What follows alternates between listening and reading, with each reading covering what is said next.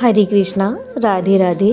हम सभी साधक वैदेही की आत्मकथा श्रवण कर रहे हैं। भाग वामन गतांग से आगे। मैं वैदेही गंगा मैया का मैंने पूजन किया था। फिर तो चलते ही रहे। ज़्यादा ही चलने के कारण मेरे पांव दुखने लग गए थे। श्रम अत्यंत था। कभी मैं इतना चली नहीं थी। पर मैं कहूँ किसे?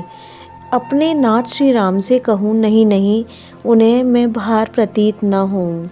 मैंने ही तो बढ़ चढ़ कर कहा था मैं थकूंगी नहीं।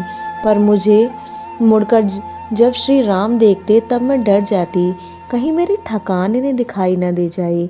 मेरे माथे से पसीने आने लगे थे, पर मैं उन्हें तुरंत पहुँच लेती थी। मेरे होठ सूख रहे थे, पर मैं अपने अधरों पर जिह्वा फेर कर उन्हें सूखने नहीं दे रही थी। नाथ, इस पक्षी को क्या कहते हैं? इस वृक्ष का क्या नाम है? इस लता को क्या कहते हैं? मुझे बताने के लिए श्री राम रुक जाते। चलो कुछ देर ही सही, पर रुकने के कारण थकान तो कुछ कम। कुछ देर रुकना भी बहुत विश्राम दे देता था।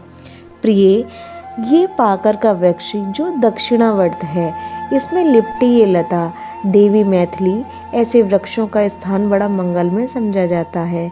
ऐसे ही स्थान को तो ऋषि मुनि साधक सिद्ध सब खोजते रहते हैं, क्योंकि ऐसे स्थान पर किए गए मंत्र जाप तप ध्यान ये सब शीघ्र ही फल देने वाले होते हैं। नाथ, आप यहाँ आश्रम बनावेंगे? मैंने प्रसन्न होकर पूछा था। नहीं देवी, अयोध्या यहाँ से बहुत निकट है। मेरे श्री राम गंभीर हो गए थे। हम तो अभी प्रयाग भी नहीं पहुँचे। प्रिय, कहीं आपको थकान तो नहीं हो रही? समझ गए थे मेरे स्वामी। कैसे नहीं समझेंगे? पति है मेरे, स्वामी है मेरे, और इससे भी बड़ी बात यह है कि अंतर्यामी भी तो हैं। कहाँ बनाएंगे अपनी पर्णकुटी? मैंने अपने श्री राम के इस प्रश्न का कोई उत्तर नहीं दिया। क्या देती? सत्य स्वरूप से झूठ कैसे बोलूं और सत्य कैसे कह दूं कि मैं थक गई हूँ। कहीं फिर न कह दे जाओ अयोध्या जाओ। मैंने दूसरा ही प्रश्न उठा दिया। आप पर्णकुटी कहाँ बनाएंगे? मेरी ओर देखा था श्री राम ने, बड़े ध्यान से देखा था, फिर मुस्कुराते हुए बोले, अभी तो कई दिन और कई रात्रियों तक चलते रहने पर ही वो स्थान आएगा, अभी नहीं। आहा, आगे चल रहे थे श्री राम, उनके पीछे थी मैं, फिर सबसे पीछे थे लक्ष्मण। एकाएक चीख निकली मेरे श्री राम के मुखारविंद से। आह, मैं घबरा गई। ओह, श्री राम के कोमल चरणों में कांटा गड़ गया था। सामने ही एक विशाल वट का वृक्ष था। उसी की छाया में आज जाकर मेरे श्री राम बैठ गए थे और मुझे भी बैठने के लिए कहा था। लक्ष्मण, तुम थोड़ा जल ला सकते हो? प्यास लग रही है, जल पी लेंगे, थोड़ी देर विश्राम भी कर लेंगे। अब तो लगता है प्रयाग के पास ही आ गए हैं। श्री राम की आज्ञा मिलते ही लक्ष्मण तुरंत जल लेने के लिए चल दिए। पर नाथ, आपके चरण में गड़ा कांटा तो निकाल दूं, ये कहा लक्ष्मण ने। नहीं, मैं निकाल दूंगा, और तुम्हारी भाभी माँ भी तो है ना। जाओ, जल लेकर जाओ तुम, भेज दिया श्री राम ने लक्ष्मण को। मेरी वैदेही प्रेमपूर्ण नयन से मेरी ओर देखा था श्री राम ने। मेरे कपोल को छुआ।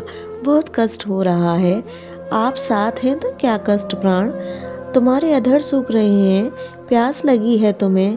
नाथ, मेरे प्यास की चिंता छोड़िए, आपके चरणों में कांटा गड़ गया है। ओह, कोई बात नहीं, कांटा तो निकल जाएगा। ऐसा कहते हुए श्री राम उठे। करील की झाड़ी पास में ही थी, उसमें से एक कांटा तोड़ा। उस कांटे से चरणों में गढ़ा कांटा निकालने लगे थे श्री राम। भैया, जल लाए? तुम्बा में लक्ष्मण, जल को वहीं रख कर, भैया मैं निकाल देता हूँ कांटे को, इतनी सेवा तो मुझे दे दो। लक्ष्मण कंटक निकालने लगे थे। कहाँ है कंटक? कांटा कहाँ है? मैं भी खोजने लगी थी। चरणों में कहाँ गड़ा है कांटा? तब आंखों के इशारे से प्रभु ने लक्ष्मण को कहा, सीता थकित है, थक गई है बेचारी, इसी बहाने से उन्हें विश्राम तो मिल जाएगा ना। मैं समझूंगी नहीं इन इशारों को। मेरा हृदय भर गया। कितना प्रेम करते हैं मुझसे मेरे श्री राम। चलो, निकल गया कंटक। घड़ी भर के बाद श्री राम ने मुझसे कहा, जल पिलाया मुझे, स्वयं ने पिया, फिर आगे के लिए चल दिए थे। प्रयाग सामने ही था हमारे। यह प्रसंग अब यहीं विश्राम लेता है। हरे कृष्ण, राधे राधे।